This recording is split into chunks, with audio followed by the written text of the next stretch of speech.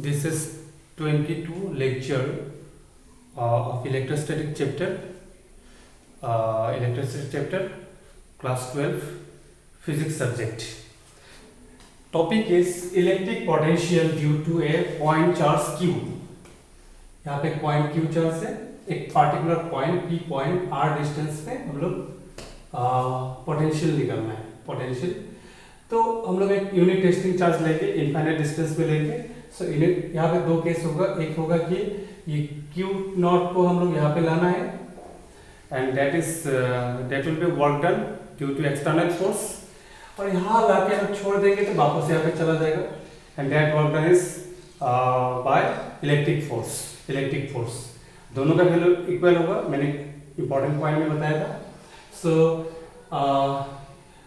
Potential at point P कितना होगा, work done due to external force from infinite to point P by unit testing charge. तो यहाँ पे आपका दो टाइप का हम लोग फोर्स ले सकते हैं, एक है एक्सटर्नल और एक है इलेक्ट्रिक. दोनों फोर्स का value not a direct not a sign, value is K Q naught by R square. ये तो आपका पुराना पार्ट है, इलेक्ट्रिक फोर्स का से डेफिनेशन मिल गया. सो अभी हम लोग वर्क डन निकालना है. Work done from P to infinite. बात सेम है. अब इनफाइनाइट से P में लो या P से लेके infinite, both are what same. So P से लेके व्हाट इनफाइनाइट, P से लेके infinite F dr. Work done is equal to क्या होगा, फोर्स इनटू डिस्टेंस. क्योंकि यहाँ पे हम लोग इंडिकेट क्यों कर रहे हैं, क्योंकि जब हम लोग ला रहे हैं तो डिस्टेंस जिससे कम होते जाएगा, फोर्स बढ़ते जाएगा. यानी फोर्स वेरिएबल है. So P to infinite limit दे दिया K Q naught by R square. हम लोग लेके जाएंगे तो तब वर्क डन क्या होगा, कम होते जाएगा. बात सही है. सो dr cos 180 क्यों लिया, क्योंकि हम लोग लेके जाने में वाला केस लिया 180 में. 180 अगेंस्ट में नहीं है, जब लेके जा रहे हैं वो वाला हम लोग वर्क डन निकाल रहे हैं. So that's why cos 180. So cos 180 क्या होगा, minus sign K Q naught constant है और सामने आ जाएगा P to infinite 1 by R square dr. So इसको इंटीग्रेशन पार्ट तब समझ में आ जाएगा. अब अपर बाउंड इनफाइनाइट है 1 बाय R. सो ये तो हम लोग लेना नहीं है. So K Q naught by R minus sign होगा. ठीक है. सो ये अगर माइनस होगा, मतलब यहाँ से लेके यहाँ तक अगर माइनस ले लिया तो आने में हम लोग क्या होगा, प्लस होगा, पॉजिटिव होगा, वैल्यू सेम होगा. Work done due to external force would be K capital Q small q naught by R, positive में होगा. और work done by electric force क्या हो जाएगा, minus K Q naught by R. एक plus में होगा, एक क्या होगा, माइनस में होगा. सो हम लोग को पता है work done due to external force infinite to P is equal to minus of work done due to electrical P to infinite is equal to K Q naught by R. ये सिर्फ value है. So now voltage कितना होगा, work done by unit testing charge. तो unit testing charge काट जाएगा तो potential at point P when a charge bring from infinite to what P point K Q by R. This is the simplified formula.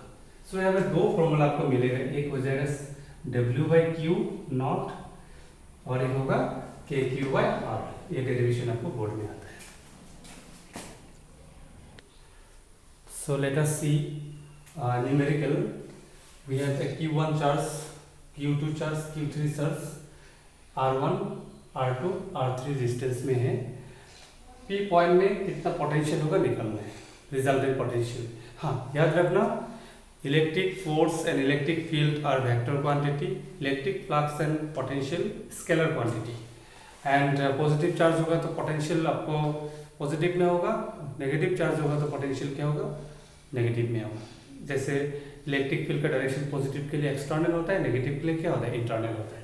तो यहाँ पे total P equal to क्या होगा, पहले पॉजिटिव वाला लिखते हैं, K Q1 by R1 plus K Q2 by R2 minus K Q3 by R3. जो पॉजिटिव है पॉजिटिव लेगा, जो नेगेटिव है नेगेटिव है. रिजल्टेंट वोल्टेज यहाँ पे कितना होगा.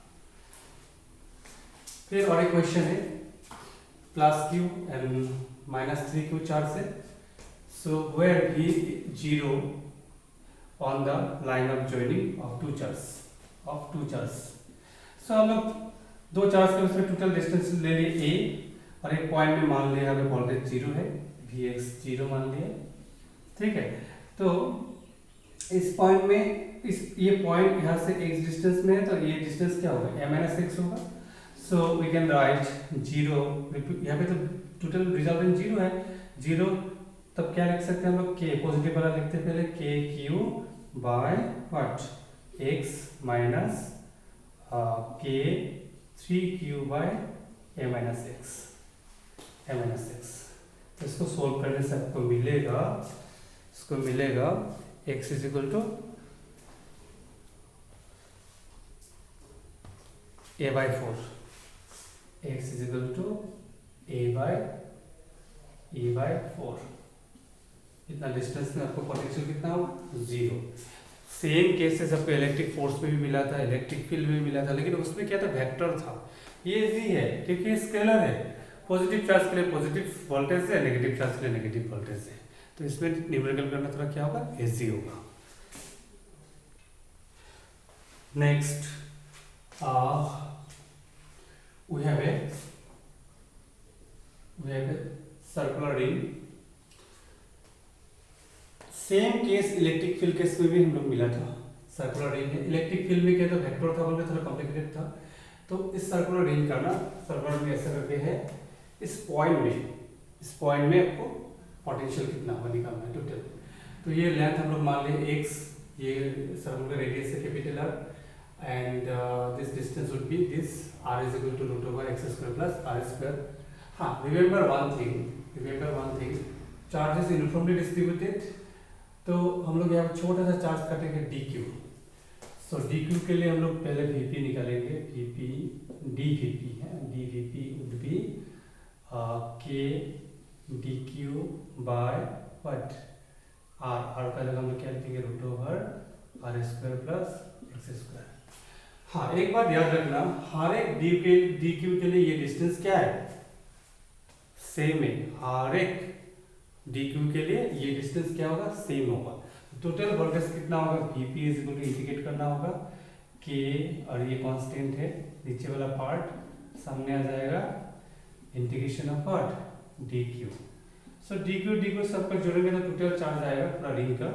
सो क्या टोटल चार्ज q ले लिया था, q बाय क्या होगा, r² plus x²।